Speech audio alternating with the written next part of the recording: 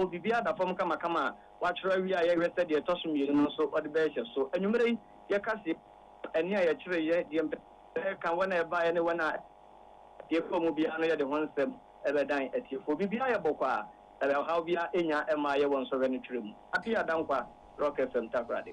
Yada se Quapia, ye free at Toyamantem one more. Ye bushi nearby besi a poet mantemum. They drew a poet mantem so a begina him crow, Coforidria. Ye sent training Michael Acrofi. About for Mama Africa. About for my high. Ye near Mama Africa. And Walana to say almost a fate kind, almost see a pa, what you mean actual.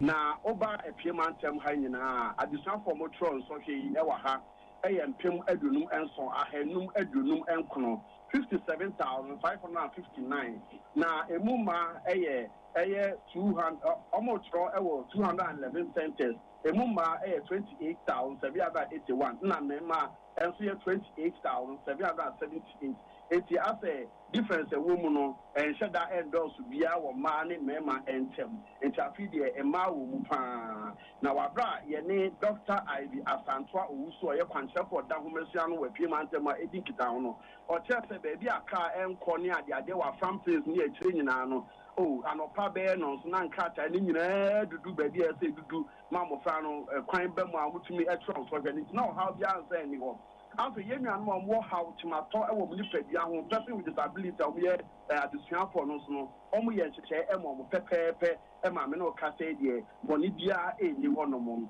after to addition for no for ewo ye examination more practice so be wia enso hwe mu ni ade e ma ni nyina akogu yem ye fi ho ne ye de ni e kire e New Garden South Coupon Assembly e ye Kofobia aha so ye ne eye mpedifo ehwe homensia so ekwa probo ekwa hwe se ne anema ekosom addition for opinion no aha san edusia enkono na eye education director order anu ura Mustafa Haruna Pia de tu ye ni so motron so de na apem aha wotwe aduonu 1820 efi public school aban die mu na ahanum aduasa enkono 539 efi eye private schools centers no eye enson na stations no ye 9 eti ye ko obos otiwa senior high school tech ye ko New Dublin and ye ko Pentecost senior high school ye ko hwe nhyehyɛ na o kire sɛ afi etwa mu adesuafo bɛ ahanti mu aduokun wɔtwe na omutumi fi eye BC mu etumi ko secondary school eye nkrahye pan nti o so mu kwan safi wo mu yirom ho ye fi ha no ye hu sɛ mra so bedwane o New Dublin South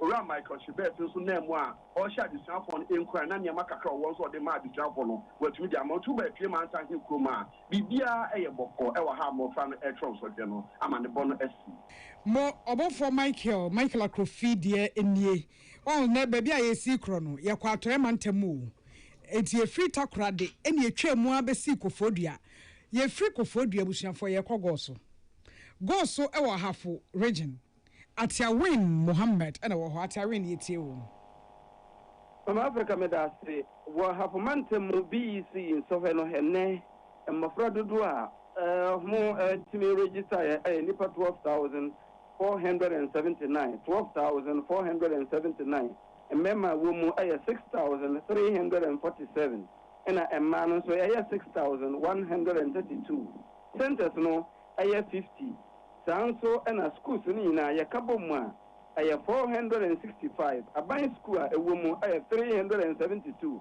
ena ankrankra de no aya 93 na anopei me de mani echrem asutifi south emensi mu wo hafomantemu ahono enkura no eye 13,903 emma no na mema no eye 695 ena mema no eye 685 na Fidium Senior High School aho eye center embofra no bi etro ensohwe no ewumu na wobra ye kopiem wo ho no na yade ambofra dodo na asese omo ba no nipa mienu a omo ko school ba kum omo no omantimi amba ye bisa mo no na school nkora no ekyerese omanya ne ntie se sa mmofra no eye oba ba ko be ma ba ko omo yade eno nti na omo amba enso bepem nne die se bia bibiboni asi awa hafmantemu ana se sofe no ntwere na ekoso no de bibia sa AC police for vigilators bibia ekoso wa no na afen so MPs na afen so DCs ahodo na afei so regional education director ne regional minister ɛna ɛbɔ aprɔ nso ɛhwɛ afomantemu sɛ bibia ɛbɛkɔ so wano mo ene wamane bo atia win Muhammad ene ekogina ho goso ekosunyan de emu ntwi pisa nana asempa asa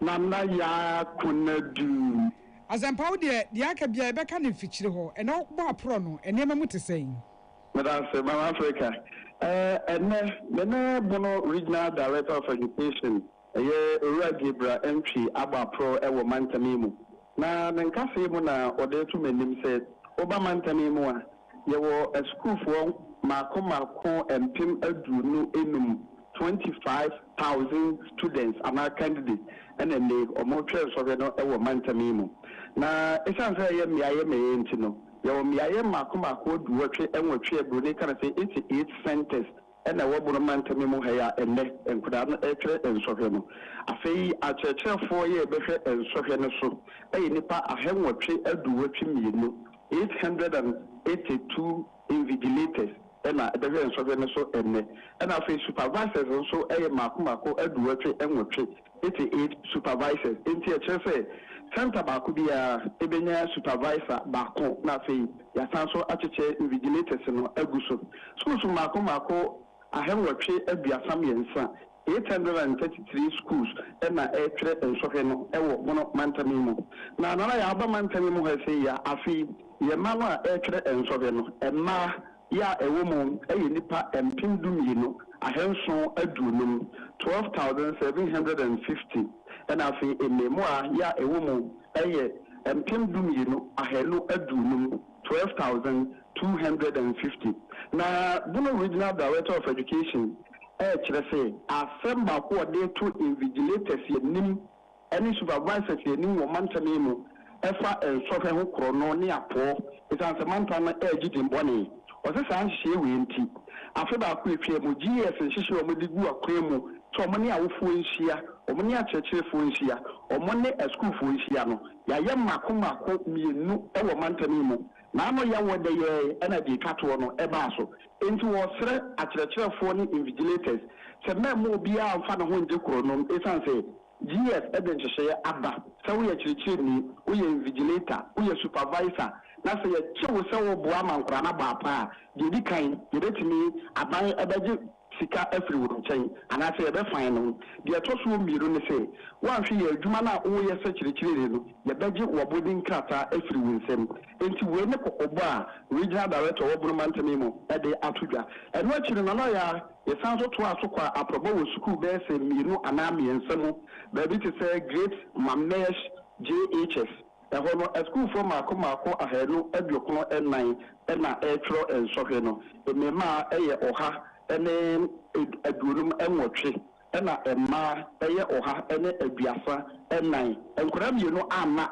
yɛ ansɔhwɛ no wɔn ntumi ho adekoro nti a mmɔfra no wɔn ama deɛ etwa toɔ ɛyɛ St. Anselm's Anglican Center ɛhɔ centers no mako nsia ɛna ɛwɔ hɔ yɛ range A, range B, Stadium Basic, Sunyane LDA, Hilltop ɛna afei Christ Apostolic na saa centers nsia na ya nkura ahanu aduonu baako pɛ ɛna ɛwɔ centers na wɔn ɛtwerɛ nsɔhwɛ no so far yɛfa so yɛwɔ sɛ security ɛyɛ tight baabi wɔ awonkɔ no polisifoɔ mmienu baabi wɔ awonkɔ polisifoɔ baako nti nana sɛ wode wɔde di bono mantam deɛ akyi nso a sei ɛna ka bɔ no asɛmpasa maamusa wo nuanom aka wopɛ na mebusa wɔ yɛ ana yɛmmɛi 14-15 ɔmɔtwerɛ nsɔhwɛ yi wɔ mu a BC bɛte yɛkɔɛ na akwalaa ne bi nyam afei moahunu bi nada nyamie ne bono mantami mu de afi regional director ɛka ade a n'ani asɔ paa ɛsan sɛ wɔn sɛ mmɔfra nso ani abere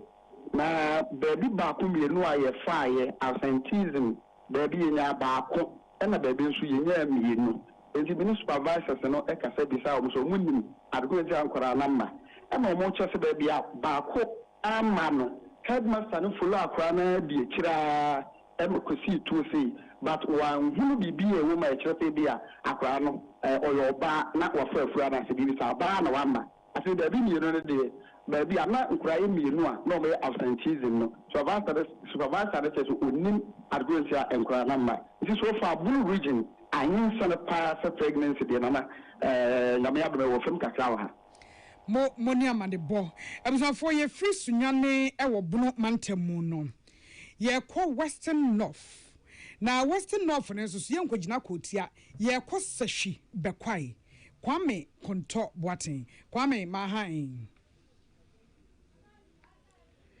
oh kwame konto boaten ntimi ame anu sashi ene me free bono no mame nko bunu east so de ene na tachiman so de a ene na nadu Nanadu. Ya papa. Nana mahai. Ya na mame. You baby anamboko. Unyame adum ene tie for the phone pipe nti ye ho ye parampata mutumo ti say. Adum nara ne krakra yen. Fa de akoso wo bobo yen. You. Ene yema adeku akwaba emfamera bunu afoye mantam na medina kurufon atimani die na menka tie for say bunu Israel no eye assembly tanase about 20 no edubaku.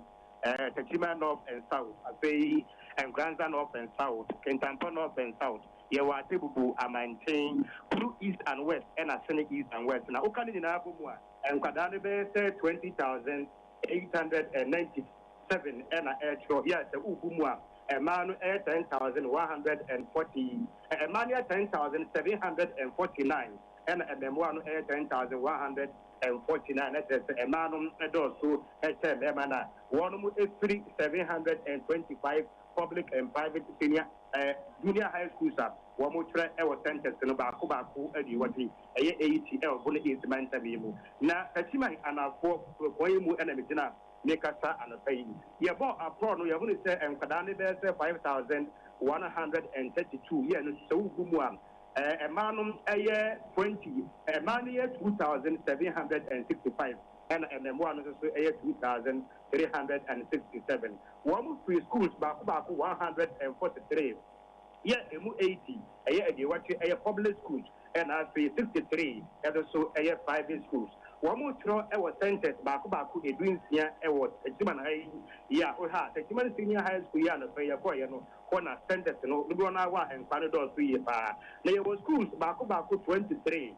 Yeah, one more air friends at the schools, you know, back 8, and so a better Arabic, and the Akan at 3 ABC, you know. Now, and then for your FS woman, provide supervisors, you know, one of the do 16 supervisors, and I think one more 22 assistant supervisors, and I think we are and vigilators, back or and 169, and I and so he is one, was a human south, and I said municipal.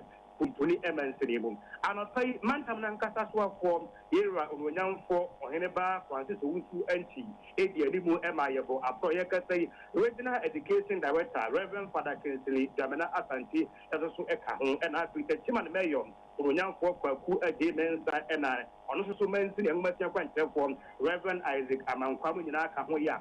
A proper Yabono, put news a bambono and Yama and Queen, and I had this year when it's in Kunano. Could be a little bit of the more beyond to that and some Cadano Ama. Now, saying, one of my Ama told me a man, I said, man, now done 1 year for any idea. If an infantry entry, Yawa says the Yama and then they enquiry and room. One of them are going down and Cadano, a dear for Quincy and a woman I met for an answer. Never moon. Akadabi akwati anasa kupe edetwade ya ni ntrabisu ewo techiman ebia ya ba pro ele and penitentinum so tie mu ewo kunu istitu edukropon techiman mu a ya de sa ha BC so so asa se ne preso pepe ya ntie hu atinka body bia so ewo mo na nadu de ene ede akwa akogu no nsamfo hene to aso authentic mamento aso emeko sesibekwai okay kwame konto boate obra mete ne nka atese ebra awrade asomdue nka wo ega so video be ma kwabra bafo na ne ma mutese oh twedi apo nyankopon adom ani memu ye menim nsuo to wo ho no chi ne nsuo to ye nsuo de de guso pa jama o tie ne bantere de abawa ha pa aha de eto anadwe egu exams ne so no amaye boko na menim se ho nso ekosen oh bibia ekoso kama anɔpa yi yɛbɔ aprɔbɔ kakra ɛkɔ fie mu ɛwɔ sɛ yɛbɛkwa here high school ɛhɔ ne nkora no wɔn ɛtwerɛ nsɔhwɛ no bi ɛwɔ hɔ saa nso na sda school in fact me ne ɔkasa yi nkora no wɔn twerɛ english language no wie wɔn ba abɔnten no wɔn nyinaa anim ayɛ sɛdeɛ nko a yɛbisa wɔn a wɔkyerɛ mu sɛ deɛ wɔn suaeɛ no ɛno na nyame yɛ wɔn adom a aba kamakama paa na ɛno na yɛne kasamanfoɔ no kasa de ma ɛyɛ Ghana Education Service ɛwɔ Western North ha yɛwura ɛyɛ spanking ofori ɛtwetwe nkɔmmɔ ne nso ɔde to yɛnim nyinaa ne sɛ kodaa a wɔtwerɛ nsɔhwɛ ɛwɔ atɛtiti mantam ha no ɛyɛ mpem dunson ɛkye ahasa ne aduɔso ɛwɔkye 17,378 na ɛnumu no 687 schools ɛna so far mutumi register a nkɔlaa a wɔn ɛtwerɛ emu no 515 ɛyɛ public schools ɛna 172 ɛyɛ private schools na mmaa no dɔɔso kyerɛ mmarima na afei paa yɛ akyɛsɛ nyɛ asɛm ketewa wodadan mu firi mu soso a ɛna nnipa 3,672 candidates ɛna abɛpiem baabi ani anwea nso bɛfa a wɔn ɛtwerɛ ɛno efiri hɔ a na yɔɔso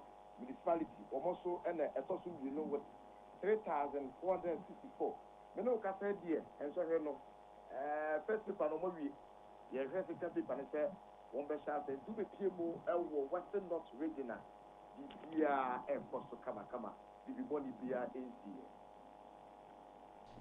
Yo, wei ɛyɛ yɛ nua Kwame Kontɔ Boateng na Asante Mantam Kuropɔn Kumase ɛyɛ Samson Kwame Nyameche Sami Awurade asomdue nka o ɔnka so kwabra na bibi abɔkɔ deɛ o nyame na dom yo etiefo tie o kwabra me da se wopa Asante Mantam a ɛyɛ mantam edunsie no nyinaa Asante Mantam a nkwala a wɔn twerɛ nsɔhwɛ no wɔn na dɔɔso ɛsene mantam no nyinaa nipa nkwala 124,905 ɛna ɛtwerɛ nsɔhwɛ no wopa ɛyɛ centers ahodoɔ a wɔn twerɛ no a wɔn akyekyɛ mu ɛyɛ examination centers na 444 schools dodoɔ a wɔn de saa nkwala 124,905 ɛbɛtwerɛ nsɔhwɛ ɛdede kɔpem esiada no ɛyɛ 3,383 ɛna wɔn ɛde saa nkwala yi ɛbaayɛ ɛdi nsɔhwɛ no ɛkɔ so ɛbɛ 1 p.m. a ɛna second paper ɛbɛba so na wobɛpie mu ɛwɔ Kumasi Greater Kumasi a TI Ahmedia Senior High School ama ɛyɛ 4 schools ɛna yɛde wɔn aba hanom a wɔn ɛtwerɛ nsɔhwɛ no oka wɔn nyinaa bom a wɔn yɛ 182 mmerɛ a yɛde first paper ɛbɛgu wie a wɔn ɛkɔ break a ayɛkyɛ bi wɔn bɛhyɛ ɛyɛ second paper no yɛhwɛ na nipa 182 no nipa baako pɛ ɛna yɛ absent a wama yɛbusa yɛsɛ ɔteapɔ nti na saa abɔfra no ɛntumi ama 182 no deɛ wɔn 181 deɛ wɔn nyinaa ɛbaayɛ a nsɔhwɛ no ɔba bɛtwerɛ awia de gya bɛka sɛ evigilators ɛne bind boys bɛgyifo no yɛwɔ sɛ wɔn yɛ deɛ ɔbɛbie mu TI Ahmedia Senior High School a biribiara ɛkɔ so ɛwɔ ha no eti kwabra sɛ ɔbaa Kumasi na ɛde ɔbaa TI Ahmedia wei ɛna ɛkɔ so.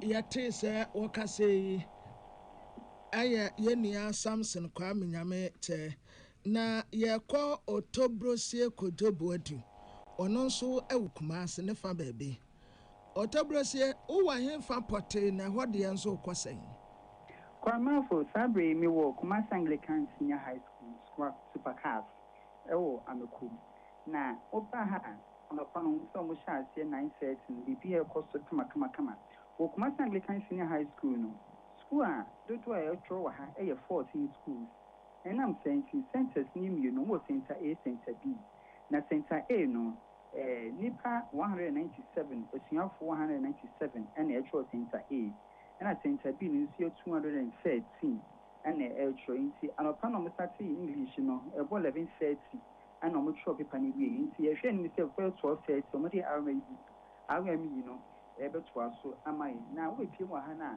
bia koso kama na anopa ne ye sha ase no na survive sami din ko e kire say osuafo ni nyina ba na ba ko pe na won mai na no osuafo omo mo hwe ni mu say ye ntwe pani wie die na waba ye twe pani wie nso de minyan hu survive sami bisa no say how far say usually need to try and I say absenteeism one number record here no sana sia nti works Anglican Senior High School had here bibia ekoso nti ye hwe ni say second paper no omo share asie na ye hu die ebekọ edase otobrosie kojo buedu na ye ko kwesimensa ho owo ogwa akoto jojo ba odani tano idasa onya apem konya apem antum won eye ogwa den no ogwa anya obi kwesimensa ewo ogwa akwesi wotimenka kobra pio ni nyina na aye yo na ehe na wo ho nso de yetesen yo kobra mama hene ti fon famra oye pinsinmanto na himbo ogwa na yimde na BC mo fama wocho asobone de yakobia nkese na Cape Coast Metro answer na meje on baba ni yehwe oye pinsinmanto ni nyina na mo Peter wocho e wo pinsinmanto ni Central Region 2508 na oye Limu public school another advanced school over 1,418. Service school 1,090. Candidate Mafama also 68,091. 68,091. Because last year this year Mafama won't be out for so 1,326. And I went to Waba Abaton. Now Yoshe in the woman were 25,268. Mr. 26,158. Oh, a year or year, Mantoni, and the census is 240. And their share, it is Metro Cobra. But in there, Yamia had them and playing in a year boat to send there. Yanko saying to something that you bring I do a BEC, and there's there, who do BEC, on it now. And the Regional Education Director, Dr. Mrs. Juliet, or Tammy Duffier. On here, your call in Gambia, I hope your call with leaders, your call, or your Senior High School, your call, Holy Star, the Marco, and now Cornelia, holding in our centers, also EEC, special with the body there. Cape Coast Metro, the schools are also 110. Public schools won't be 65, private schools won't be 45. Now, number of candidates are also 3,474. 3,474. Main for whom 1,660. Limiter for whom 1,814. Now, never missing San McCain, they dinner, or yeah, Kojo Buena, and Kojo BC, and the Ajo BC on a day. And they pay your call, or your Cornelia Connelly, your consider Abu Probable, said you are waiting to him, I'll go to now they should be. And Holy Child Basic School, and also Abu Probable, Mr. Wapi, one more thing there.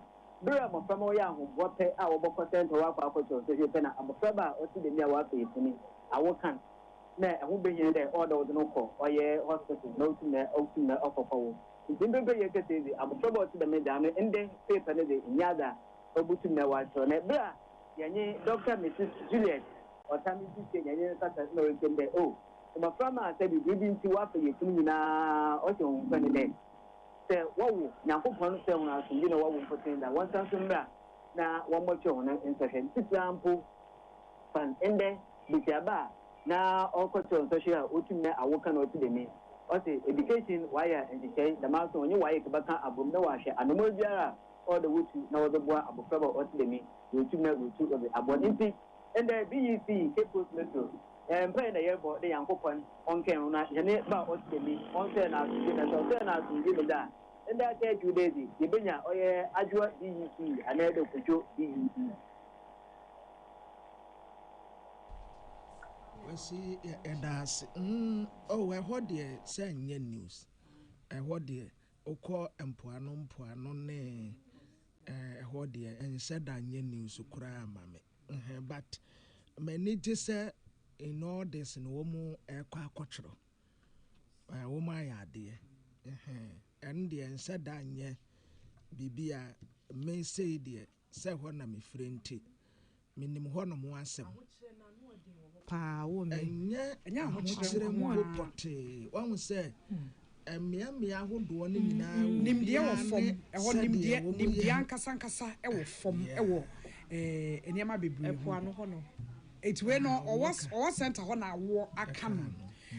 genuinely say ɔman no yɛ sɛ yɛbɛhyehyɛ nneɛma bi yie a saa akɔdaa yi ebi a yɛbɛhwɛ ne mfie first sɛ ɔyɛ minor a wo a wo ne ne nyemyɛ no ɛyɛ defilement ɛnyɛ sex age enti wotwe mu ne bɛtene yɛ pɛ wasɛe obi ba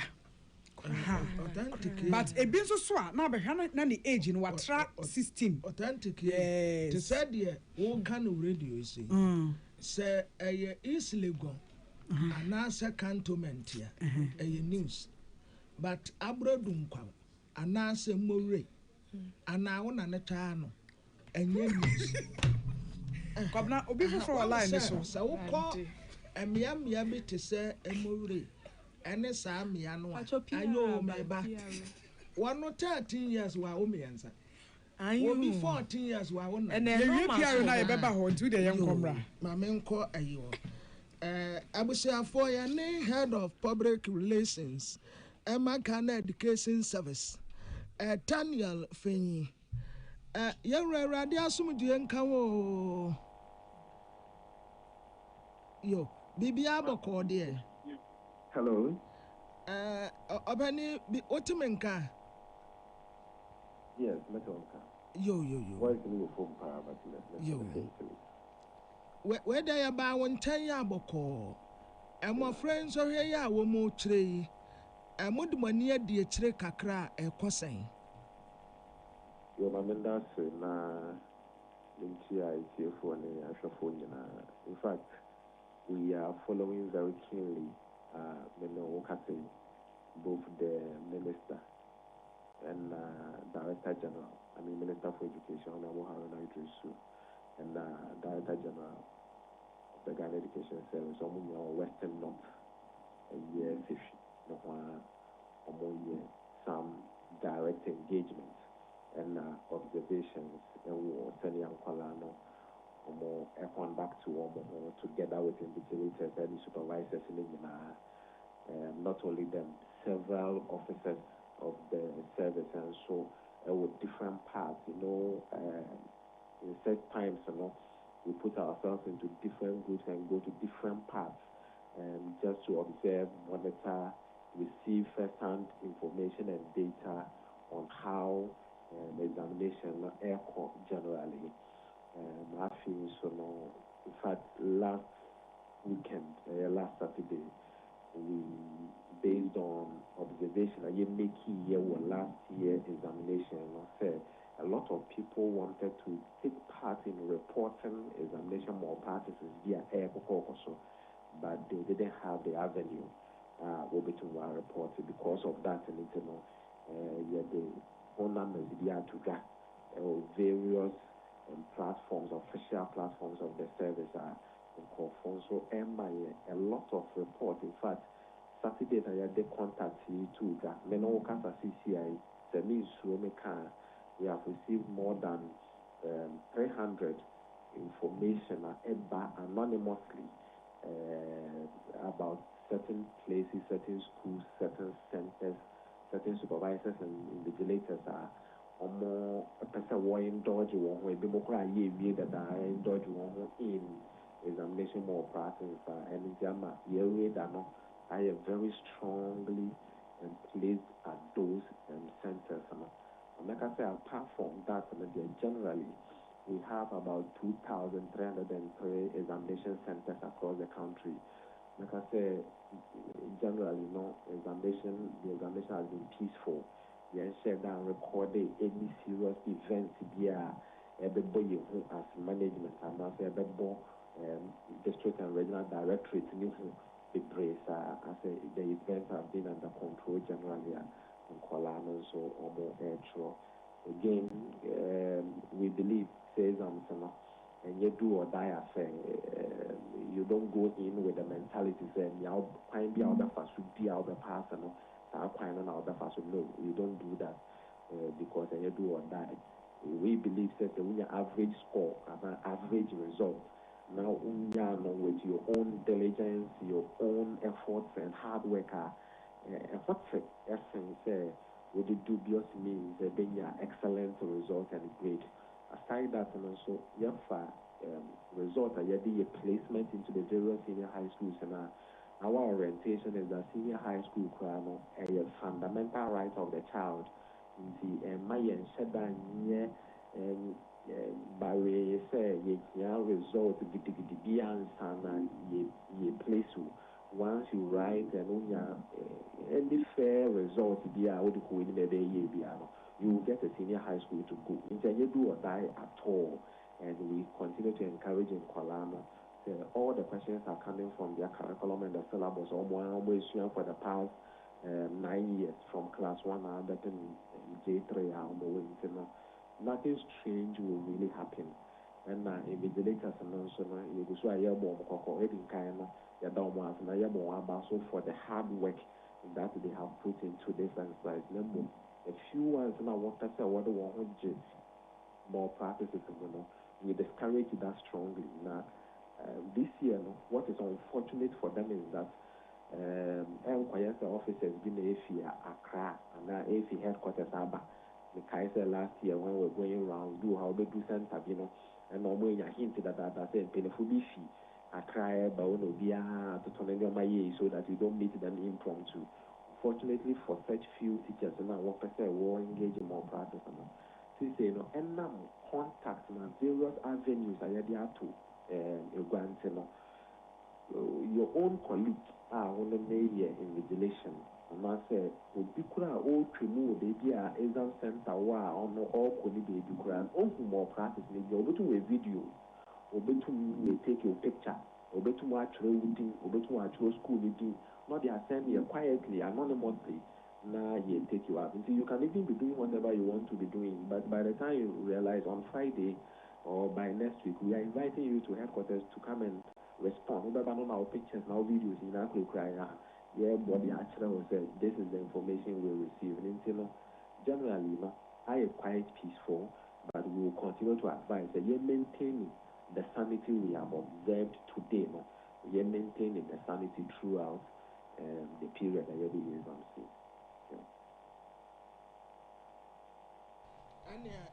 Openi ya bedase na yedi esihanum nti bibia beto fom bia no ya baba wase ya na maboa ye nkakra etiefo openi ya ne kasa ye oye head of public relations Ghana Education Service Yera Daniel Fenyi ma yɛnto akasebo yi ɛhyɛ n'ano ada ɛna Bank of Ghana mpanifo PM until so wɔkyɛ sɛ wɔdwumadi a wɔdi yɛ ɛwɔ 2025 mu wɔn bɔ ɔka 15.6 billion Ghana cedis nanso dɔm kuma no senya no kreda pani a wɔno yɛ mmarahyɛ badwani yɛ a wɔsom adehye a wɔwɔ ɔfo ase ayere bi abato mpɛsua so yɛwura akɔgye ɔpɔn kroma to nsafrɛ Ghana centrofo akyerɛkyerɛm sɛ ka ne deɛ pempɛn abɛ 34.9 billion Ghana cedis a sɛ ne nkyɛn mu apawde to dwa yɛwɔ dan nwumire and a Bank of Ghana accounts are 2025. If you have Bank of Ghana, yawa den umre and a odebeto abonting.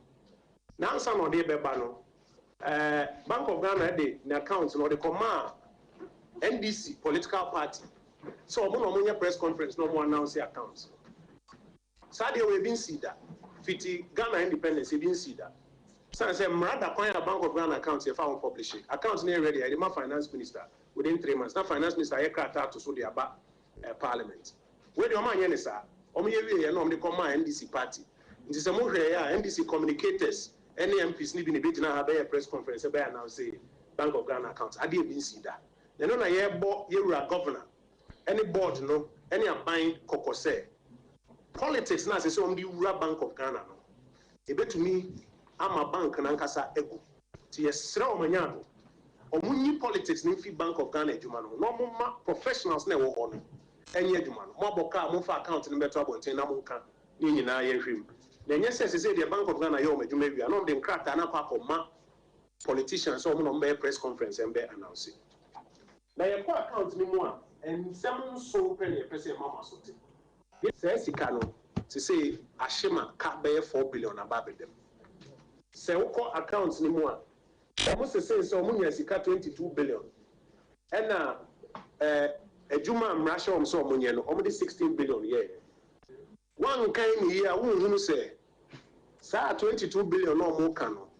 Omuko yi Ghana ya assets ni bi titru ye gold no mo ton ɛde enya 9 billion kan wansa na ɔmonya 22 no ɛte sɛ deɛ ayama wɔ adwuma sɛ hwɛ so na adwuma no watɔn nneɛma abɔka nti adwuma wura aba a nkonnwa ne agyapadeɛ kakra ɛwɔ adwuma no mu ɛno so watɔn aka ho ɛna wɔde aka ho sales ho sɛ hwɛ sales a meyɛ mpamgyɛ saa ne yɛyɛ no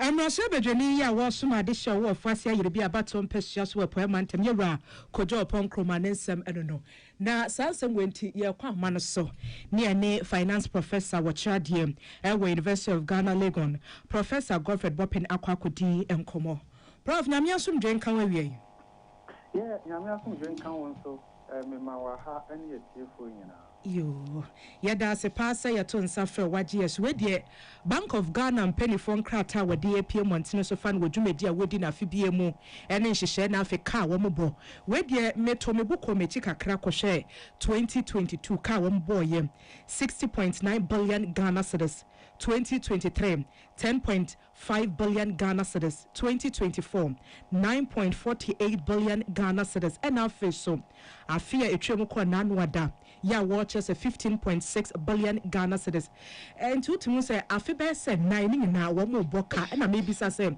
e de na keka bom e de sa na ye ne ba yo medase Bank of Ghana by law and the role they play they incur cost which is normal. Central banks all over the world, they incur cost.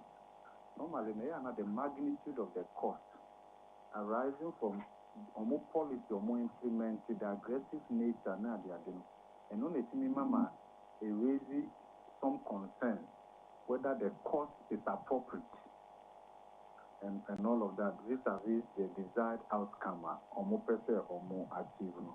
The Oshe Bank of Ghana or more operations in the last couple of years, the cost is becoming quite high year in, year out because of monetary policy operations and other costs that they incur.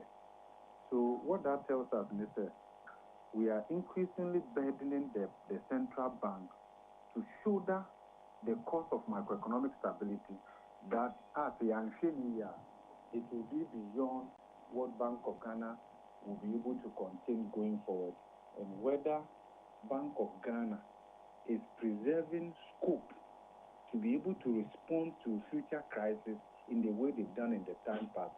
I am afraid, I'm concerned. So those are the issues there, because and it's not so different. If you look at the narrative, as you indicated, 2022 losses, the Bank of Ghana will always have a reason, a justifiable reason for incurring the cost they've done. But when you look at the cost relative to the macroeconomic good and the future of the central bank, and the fact that we are increasingly politicizing an institution that is supposed to be independent and to be able to shield itself from political cannibalization, I think we should all be concerned, regardless of our political affiliation. It's not good ultimately for this country. I prof me ye medjuma na mesio ade ne de me bu nkonta ne ka me boye 15.6 billion Ghana cedis. The loss is more than 15.6 billion. The loss is more than that. So who share the net effect of the operations of Bank of Ghana? Look at its net effect on the equity position of Bank of Ghana. That has gone down by more than 35 billion cedis. Some of the losses will pass through the P&L account.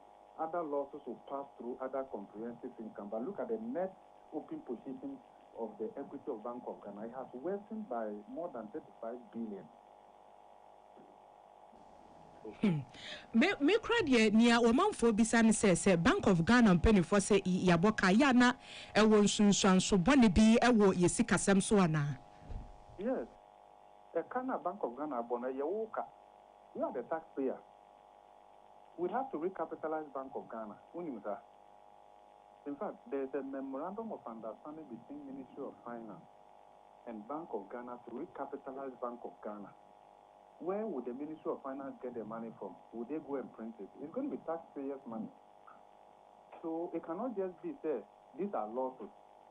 you and I should be interested how those losses came about, how justified they are, and all, because we are the ones going to pay for it. In fact, the net effect of Bank of Ghana's losses actually dwarfs our fiscal consolidation in 2025 because we chose to load the cost on the books of Bank of Ghana. In fact, it was the same strategy. In Yaman system of the Greo, it was the same strategy the previous administration adopted in solving the crisis by loading the cost on the books of Bank of Ghana. That's how come you mentioned over 50 billion Ghana cedi loss in 2022. Okay, it's the same strategy we are doing today. And that is why you see that politicians from both divides are in a hurry either to defend or to criticize. They know what they are doing, and they know what they've done. We are sacrificing the balance sheet of the central bank.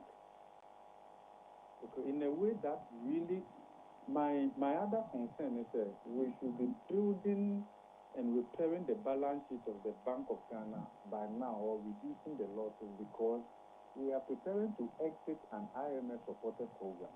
So ideally, this shouldn't be the content of our discussions now, because we all agree that the worst-case scenario in terms of the crisis, we had gone past that. Okay, so I'm a bit concerned how the central bank's books look like ahead of our exit of the IMF-supported program. I'm a bit concerned. Prof, sanya na usi kanfa idea na say se wo se abro so a na wo ne dom kuma na ya adwen say kan ye 34.9 billion ana. My position is that the loss is beyond the 15.6 billion. I haven't looked at in fact, normally I look at the data from my own point of view. In fact, I have not read the minorities' position, but I have not listened to them. No, I want to be able to also look at the annual report, because there are two channels. There are some treatments that will go through the profit and loss account. There are other treatments that per the standards, IFRS 9, you can also talk about 7, that would also go through other comprehensive income. But the net effect of these two channels is to look at it on the equity position. Because if the loss is just 50 billion, equity position wouldn't have worsened to 90 billion Ghana cedis. So if you look at year-on-year change on the equity position, it's over 35 billion. I hold the view also, based on my own independent analysis, that if it hadn't been for the sale of the gold, okay, the Bank of Ghana's solvency position would have been in a deficit.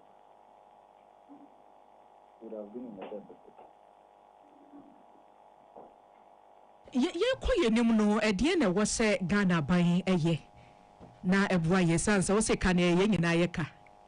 Yes, under democracy we are looking at building credible institutions. So we should be able to ring-fence Bank of Ghana's balance sheet, and I will plead with the managers of Bank of Ghana that we should not do it to please our political appointees or masters. In a certain sense, if you look at what has happened in the U.S. with the Fed chair and his relationship with Donald Trump, it hasn't been that easy. The Fed chair was convinced about defending the independence of the U.S. Fed, while politicians who also want to have their way and all of that. We need to build credible institutions.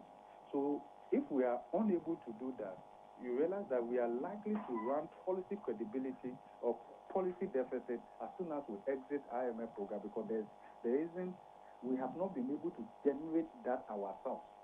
Part of why we have gone to the IMF over the years is because we haven't had sufficient policy credibility on our own. Ewie de ye guso a ye da wase ne wadaje a wenya ede amayen ye hwe nim se ne ade tudwe Ghana ban ebetie ne ja wetimi etu ho anamopa ye da ase pa ya menshura enti nia wacha de wo University of Ghana Legon wa bin ye power sikasemo Professor Finance na se sikasemo ntoto de wo ye mintimnim Professor Godfred Bopeninsem ene ye ko ya ye kotie ye no na sasam kro ya na emrase bedwani a wogina ma adese wo bekwai Honorable Ralph Opoku Edusai ka bia wo kire se wo men ye bekwa hihia mu papa esum pa ne bedru yen na nye sum ketewa etre se Bank of Ghana for ebema wo man Ghana ye ho ahia yen se so mo take steps no man reverse 44 billion Ghana cedis a wo mu made year 2025 wa mesie nyina ye ho be kire. Realize that the actual loss here is 44 billion and not 15.6 or 16 billion that they want Ghanaians to believe. And let me justify why we come to this conclusion. What is the position when it comes to the 9 billion? They claim it's a debt or it's a loss. It's money they have lost through gold transaction, through the money they lent to gold board. So in actual sense, it's a loss. It's not a gain. So why won't you add it to your losses when you come to the computation or totaling the losses the bank has made, and you try and do a piecemeal approach to declaration of the losses? So the fact of the matter is that this presser or this press conference has helped to establish the actual losses that they have incurred in the year 2025, and that is 44 billion. Yeah, that's it. The ate say okase yemra sebetini a wojina ma adese wo bekwai onabo raf apoku edusei en wode kokoboy ema Bank of Ghana for say bebi ejina no ehu pa nti omo university kano emfamra back Emmanuel Akole na dawoma ene ete for TB ebejina we so ne ahome kase bo no so ti a wabi ebesan besisia.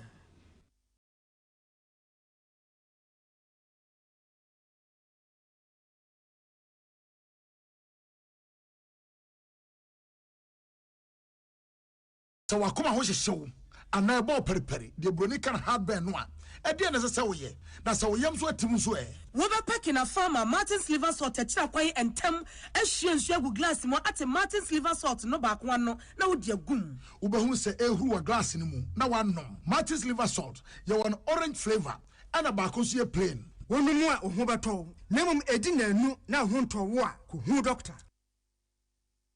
Tune it in, turn it up, Peace FM, and rip off the knob. Yama yetiefo nyina akwaba kasebo no ese.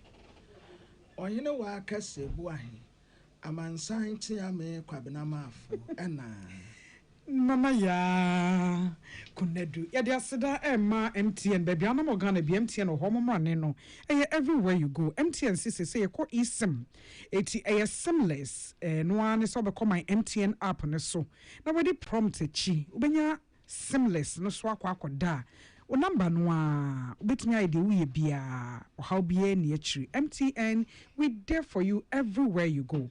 Yeah, well, this way chocolate drink koko so fast one ye bebre ewie de o here count this way ho a eni so hye ya mamu nyina mo eniti Peace FM